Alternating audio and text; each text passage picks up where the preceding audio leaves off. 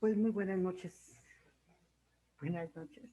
muy buenos días a todos. Vamos a dar inicio a ver el tema que nos corresponde acerca de el área de comprensión, comunicación y en este caso atención activa. El tema que vamos a estudiar es el de pandemias.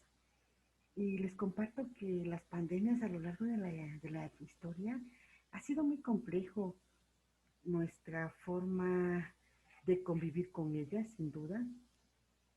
Estas pandemias, bueno, vamos a identificar primero cómo se catalogan estas enfermedades.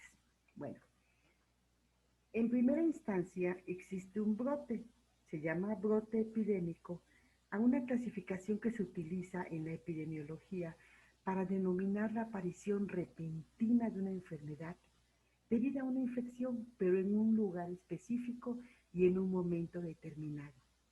Un ejemplo claro de esta situación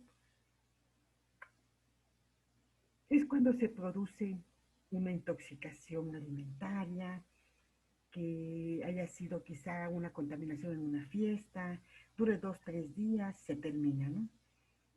Quizá también otro tipo de brote puede ser cuando tenemos un sarampión en una zona específica, pequeña, con determinada cantidad de contagiados, se termina y ya,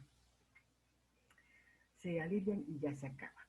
Eso es un brote. La epidemia, por su parte, se cataloga como una enfermedad que propaga activamente debido a que el brote se pierde de control y se mantiene en el tiempo.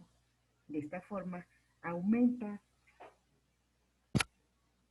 el número de casos de un área más grande y con mayor duración. Y después tenemos algo que nos va a sonar muy familiar, que es la pandemia. La pandemia es la propagación mundial de una enfermedad. Se le da el nombre de pandemia cuando se multiplica por 13 el número de casos fuera del país y se triplica en los países afectados. Es decir, si se llega a ser pandemia cuando vamos a pensar que se origina en México y se contagia en Estados Unidos y multiplicado por 13 la cantidad de contagios es lo que determina que sea pandemia o no. Y a su vez se va expandiendo en todo lo que es el planeta. Han existido grandes epidemias en la historia. Vamos a hablar un poco de ellas. Fíjense que a lo largo de la historia hemos tenido una serie de plagas impresionantes, epidemias, pandemias. Vamos a aprender un poquito de este tema, que creo es interesante y aparte que nos llega muy de fondo a las emociones ahorita. La primera fue, que tiene conocimiento, es la plaga antonina. Es un brote que ocurrió unos 200 años. A ver, va de nuevo, voy de nuevo, por favor. Una disculpa. Tenemos la plaga ateniense. Esta se documentó del año 430 al 411 a.C. Se manejó o sucedió en Atenas y Esparta. Y bueno, se menciona en los escritos que esta plaga fue, se describió como la guerra de Peloponeso. La plaga ateniense se originó en Etiopía y desde allí se extendió a través de Egipto y Grecia. Los síntomas iniciales de la plaga fue dolor de cabeza, conjuntivitis, rash cutáneo o salpullido y fiebre. Las víctimas tosían sangre y sufrían con un fuerte dolor en el estómago, seguido de náuseas. Eh, los individuos afectados generalmente morían a los 7 u 8 días. Aquellos que sobrevivían en esta etapa podían sufrir parálisis parcial, amnesia o ceguera por el resto de su vida. Los doctores y cuidadores en ese entonces se contagiaban y morían con aquellos que habían intentado aliviar. La desesperación causada por la plaga entre los ciudadanos llevó a tener ya indiferencia total a las leyes de los hombres y los dioses, y muchos cayeron en el descontrol total, tanto social como ético.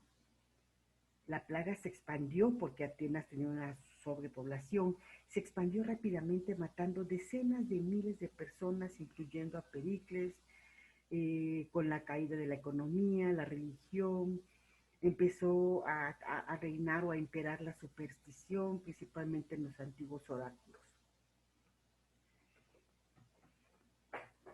La causa de la plaga no ha sido todavía claramente determinada, pero muchas enfermedades, incluyendo la peste bubónica o la fiebre tifoidea, han sido señaladas como probables culpables.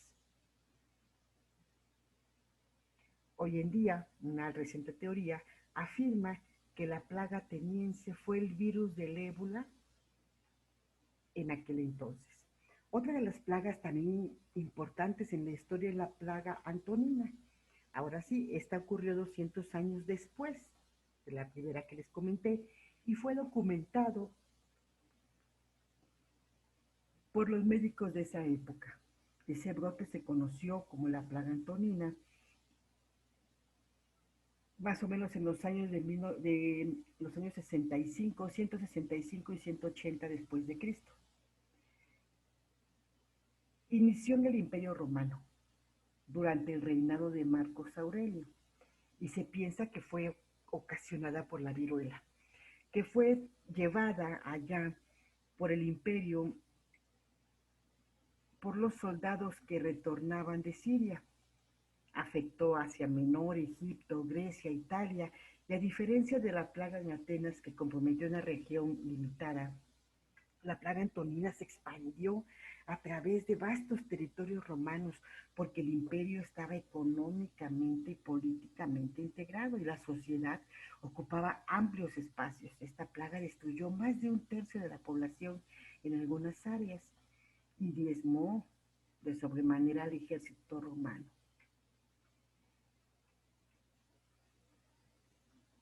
Esa fue la causa de la muerte del mismo Marco Aurelio.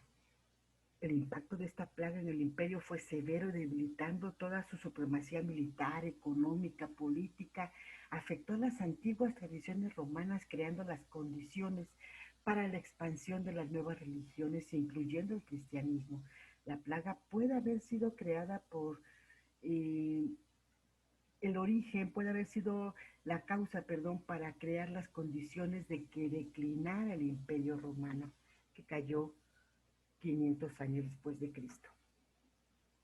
Después tuvimos la plaga justiniana, que se le conoce como Yersinia pestis, y se originó a mediados del siglo VI en Etiopía, otra vez avanzando hacia Egipto y a las estepas centrales de Asia, a lo largo de las rutas de las caravanas. La mayoría de las pandemias, como todas, la plaga justiniana, seguía la ruta de los proveedores, lo que era especialmente marcado en las ciudades costeras. Los movimientos militares obviamente contribuyeron a que se expandiera esta enfermedad desde Asia Menor, África y Europa. La epidemia, es lo más que se ha documentado de los brotes epidémicos, lo más actual. Durante esta plaga, muchas víctimas experimentaron alucinaciones previas al brote de la enfermedad. Los primeros síntomas eran fiebre, fatiga, pronto aparecían como ámpulas en el área inguinal y en las axilas y ocasionalmente detrás de las orejas. En este punto progresaba de manera rápida e infectaba a las personas que morían en cosa de días. Los infectados entraban en un estado delirante, letárgico, el cual no podían ni comer ni dormir. Tenían periodos terribles de problemas mentales, causando entre pues caos, angustia, desesperación entre los que intentaban cuidarlo.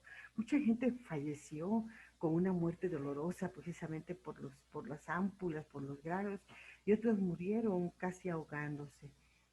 El paciente por lo general no se recuperaban Otro de los emperadores que también falleció por ello fue Justiniano, el emperador Justiniano. En ese entonces reportaron cerca de 70,000 cadáveres que de momento se desbordó y los cuerpos eran almacenados en las torres, en las murallas, causando una peste que contaminaba a la población entera, trayendo consigo otro tipo de enfermedades. Las calles se dice que estaban desiertas y el comercio fue abandonado. Los alimentos básicos comenzaron a escasear y la gente moría por inanición, aparte de estar enfermos. El imperio bizantino fue de las sociedades más avanzadas en ese tiempo y muchas de las políticas e instituciones se vieron fuertemente afectadas. Como los impuestos y la economía comenzaron a decrecer, el imperio forzó a los sobrevivientes a pagar altos impuestos. El ejército sufrió en particular siendo incapaz de mantener su posición en la carrera de las campañas militares, fallando para retomar a Roma con el imperio. Después del primer brote, que fue en 1541, existieron rebrotes de la plaga que se establecieron de manera permanente por ciclos de infección. En el año 600, la población hubo una reducción del 40%. En la ciudad de Constantinopla es posible que la cantidad de muertes excediera el 50% de la población. En este momento, las tradiciones cristianas comenzaban a interpretar y a comprender los eventos, explicándolo como castigo de nuestros pecados, y los atribuían a la ira de Dios. Esta interpretación de las plagas vuelve a reaparecer después de la muerte negra, y esto juega un papel muy importante en la sociedad europea. Después llegó la plaga de la muerte negra, que fue un brote global de peste bubónica que se originó en China, 1334. Arribó a Europa en 1347, siguiendo esa misma ruta. Después de 50 años con esta ruta, se redujo la población global de 450 millones a 350 millones e incluso 300 millones de población global, con lo que esta pandemia mató alrededor de 150 millones de personas. Algunas estimaciones señalan que la peste negra o la muerte negra reclamó cerca del 60% de las vidas de Europa. Partiendo en China, se extendió a Asia, al norte de la India, siguiendo la tradicional ruta establecida precisamente por el comercio. La plaga arribó a Italia en 1347. Después de 5 años, se había repartido en todo el continente, moviéndose desde Rusia hasta el occidente. Eso fue la primera oleada, que fallecieron 25 millones de personas. El curso y los síntomas de esta peste fueron dramáticos y terroríficos. Boccaccio, uno de los muchos artistas contemporáneos, la describió de la siguiente forma: hombres y mujeres por igual declamaban la emergencia de ciertos tumores en la ingle o en las axilas, algunos del tamaño de manzanas o huevos, y de ahí estas letales tumoraciones pronto se propagaban y extendían en todas las direcciones, después de lo cual la enfermedad comenzaba a cambiar con manchas blancas y negras que hacían su aparición en los brazos y en los muslos o en cualquier parte, ahora escasas pero grandes, ahora minúsculas pero numerosas. De hecho, se comenta que la mortalidad de esta peste estaba cercana al 70%, es decir, 7 de cada 10 fallecían dentro de los siguientes 8 días después de los primeros síntomas. Y bueno,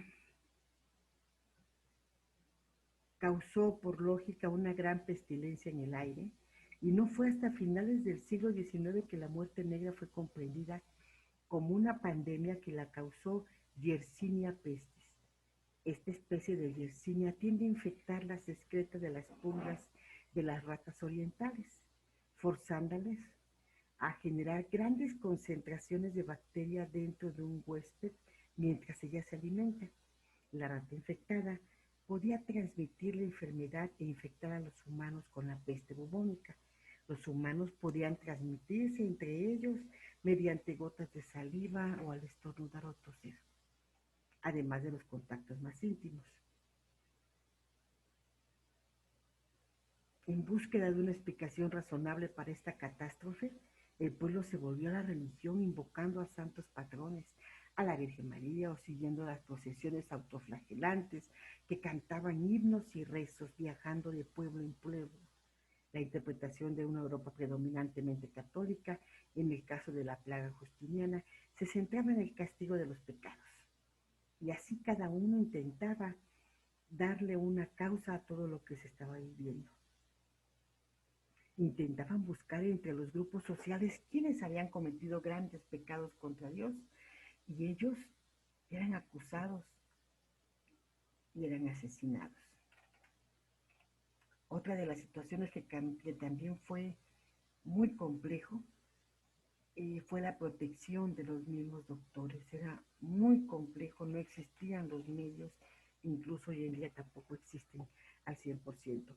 Tenemos otra plaga que se llama, otra pandemia que se llamó la pandemia flu española, que fue en 1918-1920. Esta pandemia, causada por el H1N1, extraído del virus de la influenza, fue la primera pandemia global y la primera que ocupó los descubrimientos de la medicina moderna, con especialidades como la infectología, epidemiología, que estudiaban la naturaleza de las enfermedades y el curso de las pandemias. El verdadero origen del flu parece supuestamente desconocido. Se ha planteado el origen en ciudades como Estados Unidos, China, España, Francia o Austria. Sin embargo, no ha existido un lugar que haya sido determinantemente concebido como el origen de. Durante meses, la mortal H1N1 extraída del virus de la influenza se extendió por todos los rincones del mundo. Fueron de manera masiva la contaminación de la enfermedad y la sobrepoblación con este virus quedó devastado Estados Unidos, Asia, África y las islas del Pacífico. La tasa de mortalidad, es decir, cuántas personas morían, tuvo un rango entre el 10 y el 20%, es decir, de cada 100, 10 o de cada 100, 20 personas morían. Sobre un cuarto de la población que contrajo la flu española, se calculó que murieron cerca de 100 millones de personas. Más muertes en un año que lo que tuvo la muerte negra, que había matado en cantidad de personas.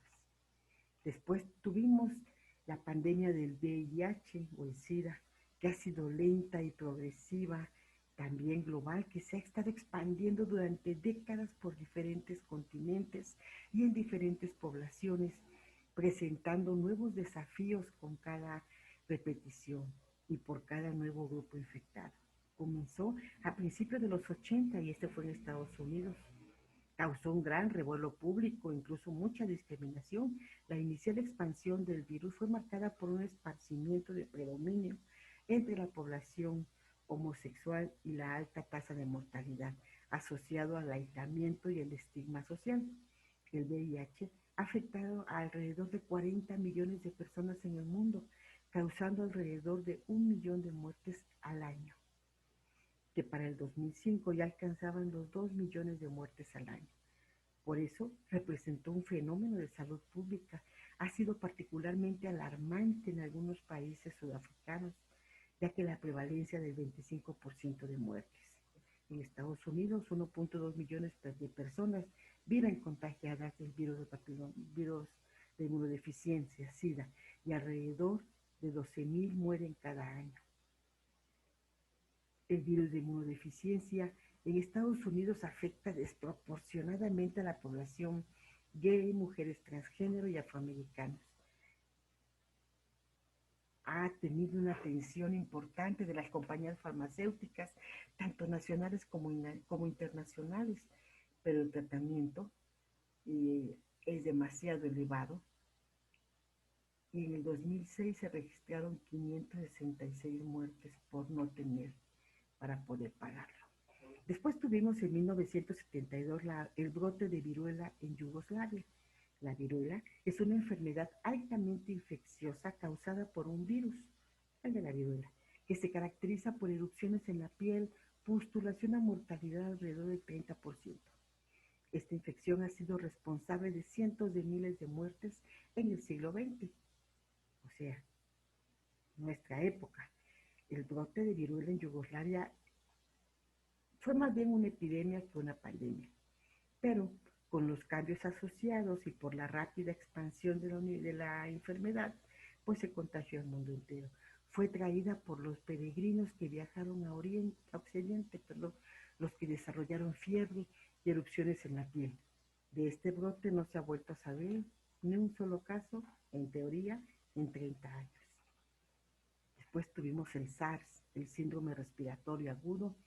Fue el primer estallido del siglo XXI que llamó la atención pública, causando eh, demasiadas muertes. Comenzó en China y afectó alrededor de 100.000 personas, principalmente en China y Hong Kong, pero también en otros países, incluyendo Canadá. La severidad de los síntomas respiratorios y la tasa de mortalidad alrededor del 10% causó un problema de salud pública. Dada la vigilancia, el brote fue contenido más o menos a mediados del 2013. Durante ese brote se realizaron los primeros estudios que tomaron en cuenta la salud mental, recabando los efectos de la plaga del individuo. Algunos de los datos que se obtuvieron de la salud mental es que supervivientes de enfermedades severas o las secuelas psicológicas para trabajar con estos pacientes. Después tuvimos en el 2009 la pandemia H1N1 o la gripe porcina. Fue la repetición de la flu española de 1918, pero con consecuencias menos devastadoras, conocida coloquialmente como la gripe porcina. Comenzó en México en abril del 2009 y alcanzó proporciones pandémicas en semanas. Declinó más o menos a fines del mismo año, y se declaró su término en el 2010. Se infectó sobre el 10% de la población global, con un número de muertes de más de 200.000 personas. En esta pandemia también se efectuaron estudios de datos y análisis de la salud mental como consecuencia de esta misma enfermedad. Del 2014 al 2016 tuvimos el ébola. El ébola es un virus endémico de África Central y Oeste, perdón, donde los murciélagos sirven como reservorio. Brotó en una remota villa de Nueva Guinea en diciembre del 2013. Se expandió por entre todas las familias, llegando hasta la Sierra Leona y Liberia, donde generó una pandemia considerable, cuantificado en 28.000 casos y más de 11.000 muertes. Un pequeño número de casos fue registrado en Nigeria y Mali, pero estos brotes fueron rápidamente contenidos. Pasó a la historia y ganó notoriedad después de que un pasajero que viajó a Libia y muriera en Texas en septiembre del 2014, infectando a 12 enfermeras encargadas del paciente y causando alarma, obviamente, a la opinión pública por una posible pandemia de ébola en Estados Unidos. Esto llevó a que se realizaran esfuerzos en salud pública y militar para evacuar la pandemia y ayudar a contenerla en un sitio. Después tuvimos Zika 2015-2016 y este virus era muy poco conocido. El único brote conocido en humanos fue notificado en el 2007. El virus se encuentra latente en los monos y fue identificado en Brasil en 2015, caracterizado por un rash rosado, un color en cambio en la piel rosado, no levantado, pero con un enrojecimiento ocular predominante, con fiebre, dolor en las articulaciones y cefalea o dolor de cabeza, muy semejante al dengue. Esta enfermedad transmitida por mosquitos, pero puede contagiarse por vía sexual. A pesar de tener un curso moderado, lo que hace notable es que la infección del Zika puede causar síndrome de Guillain-Barré en adultos y más trágicamente pueden causar microcefalia en niños nacidos de madres infectadas.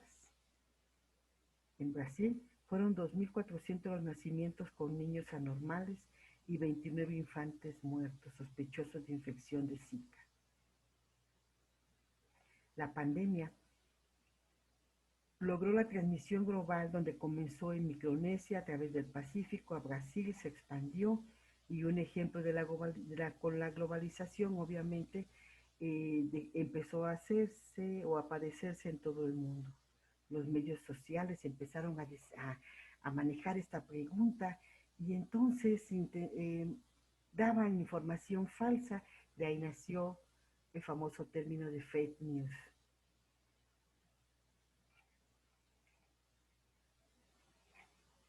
Y bueno, después tuvimos la cuarentena, perfilado desde las experiencias en culturas antiguas que trasladaron las enfermedades contagiosas, en donde las sociedades medievales observaron la conexión de episodios del tiempo y la erupción de los síntomas. La primera cuarentena fue realizada en Ragusa, hoy en día Croacia, en 1377, donde todas las personas que arribaban debían esperar 30 días en la isla antes de ingresar a la ciudad. Este periodo de 30 días se podía extender hasta 40 y la institución de la cuarentena fue una de las medidas más efectivas contra la muerte negra y su uso rápidamente se expandió por Europa. En la actualidad, la cuarentena permanece como una medida de salud pública altamente regulada nacional e internacionalmente para impedir la expansión de contagio. Después viene un término muy común, aparte de la cuarentena en ese tipo de enfermedades o de eventos de salud, que se llama inmunizaciones. Y la idea es inocular, un agente infeccioso para obtener inmunidad. Esto inició desde China en el año 200 a.C. y fue en 1718 como Lady Mary Walkley por primera vez en la era practicó la inoculación con el virus de la viruela en sus propios hijos. En diciembre de 1715, Lady Mary sufrió en su propia carne los efectos de la viruela. La enfermedad dejó cicatrices en su cara, demacró su buena apariencia y le hizo perder las pestañas. Además, la viruela ya había cobrado 2 años antes la vida de su hermano. Y bueno, podemos observar que las enfermedades, brotes, pandemia, ha sido parte de nuestra historia desde que tenemos uso y conocimiento del mismo. Esta pandemia o ese tipo de enfermedades son cíclicas y muchos de ellos regresan a veces con una mutación o a veces quizá más débil. En cuanto a este tema, solamente quiero que por favor desarrollen un comentario de media hoja acerca de su perspectiva ante la vulnerabilidad del ser humano a lo largo de la historia cuando aparecen este tipo de ciudades, cuando aparecen en las ciudades este tipo de enfermedades. Gracias.